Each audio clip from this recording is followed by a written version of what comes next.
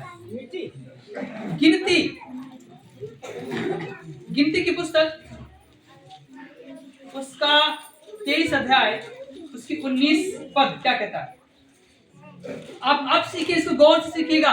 परमेश्वर की दिव्यता, उसकी अखंडता, उसकी संप्रभुता को इस पूरे बाइबल में इस बात को बखान मिलता है जी। 23 का 19 पढ़िएगा।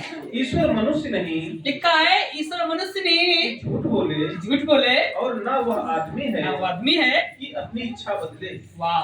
क्या जो कुछ उसने कहा उसे ना करे, क्या वह वचन देकर उसे पूरा ना करे? सुनिएगा, ईश्वर कोई मनुष्य नहीं जो अपनी बात को बदल डाले, या कोई व्यक्ति नहीं जो उस बात को झुठला दे, पर जो कुछ उसने कहा है वो आपके जीवन में पूरा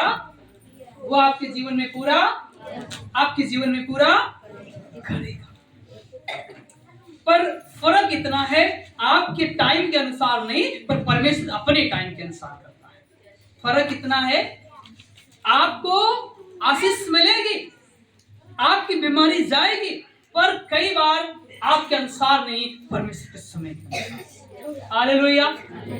आपने बहुत समय से प्रार्थनाएं की होंगी, पर यस जब वो सही समय आया, वो प्रार्थनाएं सुनी गई और आपके जीवनों में वो काम होने पाए।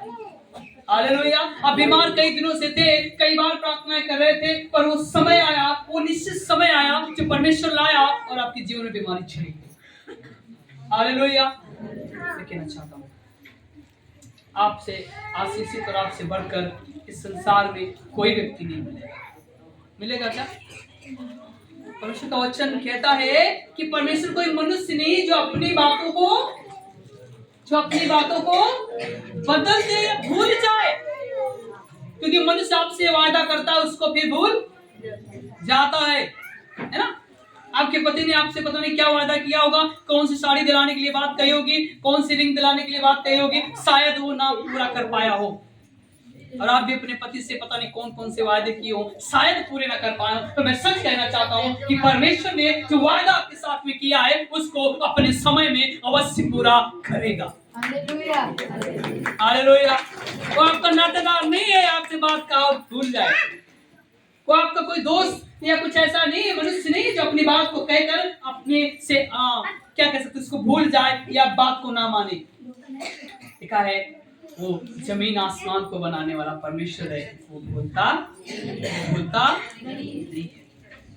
आपको पता है दानियल के समय में कैसा राजा उत्पन्न हुआ, इस्राएल का राजा था, उसका नबूकदनेस्सर नाम है ना? वो उसको परमेश्वर ने एक राज्य दिया और राज्य में बहुत खुश था, बहुत चैन, अमन, शांति थी। ध्यान दीजिए, पर उसको इस बात का जब एक दिन अपनी छत पे टहल रहा था, उसने देखा बेबीलोन की शहरपनाह को, अच्छे मकान, अच्छी हवेली को, और क्या कहा, क्या ये हमने नहीं बनवाया है? क्या हमने इस बेबीलोन को नहीं बसाया? देखो यही तो है जिस बेबीलोन को बसाने वाला है, वो नबूकदनेस्सर राजा अर्थात मैं हूं। ये उसके जहन में बात उस छत पे टहलते समय आई। घमंड से भरा, वो प्राइड से भरा, उसके पास में बहुत कुछ था। आपको पता है परमेश्वर ने उसे जमीन ध्वस्त कर दिया, और वचन में लिखा है वो 7 वर्ष तक जंगल में रहा, जानवरों के समान रहा, घास को चरा। और आपको पता है जब वो एक वृक्ष के नीचे लेटा हुआ था जंगल में, जानवर के समान उसकी आंखें एक बार फिर से उस परमेश्वर को निहारती हैं, उस परमेश्वर को निहारती हैं और परमेश्वर को याद करती हैं। और वचन में लिखा है परमेश्वर को जब उसने निहारा और जब उसे याद किया, जब उसे प्रार्थना की, फिर परमेश्वर ने उसी नबूकदनेस्सर राजा को फिर से उठा के खड़ा किया और राज्य पुनः स्थापित कराया। हालेलुया! और लिखा है उससे बढ़कर उससे बड़ा राज्य उस नबूकदनेस्सर का होने पाया। अगर आप क्षमा मांगेंगे, मैं इसलिए कहानी इसलिए नहीं आपको बता रहा हूँ कि मैं आपको डरा रहा हूँ, पर मैं आपको सिखाना चाहता हूँ, यदि आप क्षमा मांगेंगे, यदि आप परमेश्वर के प्रति उत्तरदायी होंगे, तो परमेश्वर आपको पहले से कहीं ज्यादा बड़ा बनाएगा। हालेलुया! अपनी गलती की कोई बात नहीं, अपने पाप की कोई बात नहीं, पर परमेश्वर है जो आपके पापों को ढांपता है, आपको क्षमा करता है और आपको पुनरावृत्ति करता है, जिसे हम रिस्टोरेशन कहते हैं। पुनर्स्थापित कहते हैं। आपने कई कामों को किया और पूरे नहीं हो पाए। Let us pray। प्रार्थना के साथ में जाएं, प्रार्थना के साथ में जाएं, आपके काम पूरे होने जाएंगे। और जब आप प्रार्थना करके अपने कामों को करेंगे, वास्तव में आप उसे पूर्ति होते देख पाएंगे। हालेलुया। वचन में लिखा है, जब तुम कोई काम करना तो यहोवा परमेश्वर को स्मरण करो। लिखा है, जब तुम स्मरण करोगे तो यहोवा परमेश्वर उन कामों को सफल करेगा। हम आप तो गलतियों का पुतला है। गलती सबसे होती है और सबसे हुआ करती, जिंदगी भर होगी, शायद ना सुधरे। पर आपको पता है, यदि आप फिर से प्रभु के पास में आते हैं, उससे विनती करते हैं, उससे क्षमा चाहते हैं, मांगते हैं, तो वचन में लिखा है, परमेश्वर इतना निर्दयी नहीं जो आपको क्षमा ना करे। वो इतना दयावान है, वो इतना भव्य परमेश्वर है, वो इतना दीन भक्त परमेश्वर है जो आपको फिर से क्षमा करता है और गले लगा लेता है। हालेलुया। वास्तव में परमेश्वर आपका इंतजार कर रहा है ताकि आप उसके पास में आए और वो आपको गले लगाए।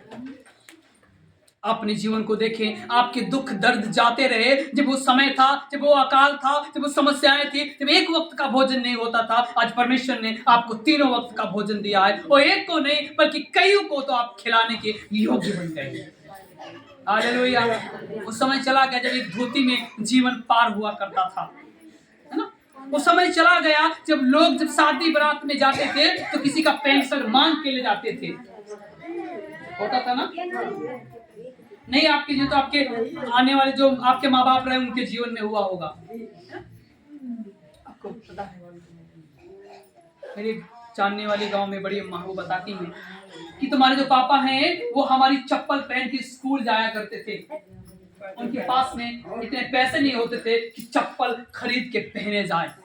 माँ बाप के पास में इतने रुपए नहीं होते थे कि उनको चप्पल या सही से कपड़ा का इंतजाम किया जाए। आप गौर किए ना, आज परमेश्वर ने इतना उठाया कि हजारों को चप्पल पहना सकते हैं। हालेलुया। जिस परमेश्वर ने आदम से लेकर अब्राहम से लेकर इसहाक तक आशीष दी, क्या वो आपको नहीं दे सकता? क्या आपने गरीबी और कमी और घटी में जीवन को जिए? क्या आपको नहीं लगता परमेश्वर ने आपके जीवन को बदला है? क्या आपके परमेश्वर ने आपके गरीबी को हटाकर एक अच्छा जीवन तो दिया है जहाँ पे आप चैन का भोजन और चैन के कपड़े पहनते हैं? मैं इस बात को शुद्ध करता हूँ तो वास्तव में सोचना पड़ता है, प्रभु इतना दिक्कतें थी लोगों को होती है। आपको पता है ना, यही परमेश्वर का प्यार है। जब आप उसको जान पाए, आपके दुखों को हटाकर उसने सुख का उड़ना उड़ाया।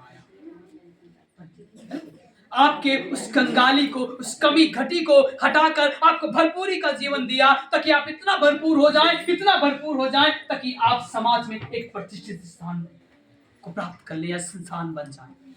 और आप सही कह रहा हूं? ऐसे आप सबका जीवन लगभग रहा होगा, नहीं तो आपके माँ बाप का जीवन रहा होगा। पर आप अपनी कल्पना कीजिए कि परमेश्वर ने आपको कहीं ज्यादा अच्छा बनाया है। अब्राहम से ज्यादा आप धनी है ना। कहाँ एक संतान की चाहत थी, कहाँ आपके 4 संतानें हैं। कहाँ 1 बीघे का खेत आपके पास नहीं था, बटाई किया करते थे, आज कई बीघे के आप जिम्मेदार हैं। 1 कुंटल गेहूं आने के लिए पता नहीं कौन कौन सा काम करना पड़ता था, आज कह सकते हैं ट्रालियों में आता या हालेलुया, ट्रालियों में गल्ला आता है। ये परमेश्वर है, ये परमेश्वर जो आपके जीवनों में ऐसा करता है, ये परमेश्वर जो आपको बनाता है, ये परमेश्वर जो आपको उठाता है। हालेलुया।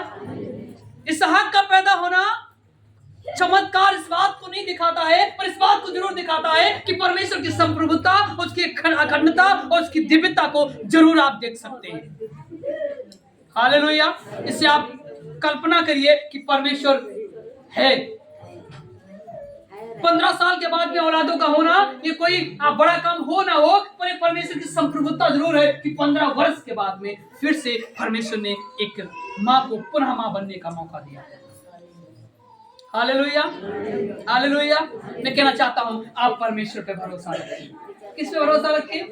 किस पे भरोसा रखें? परमेश्वर पे, क्योंकि वही है जो आपसे प्यार करता है, वही है जो आपको कमी घटी में पूरा करता है ना?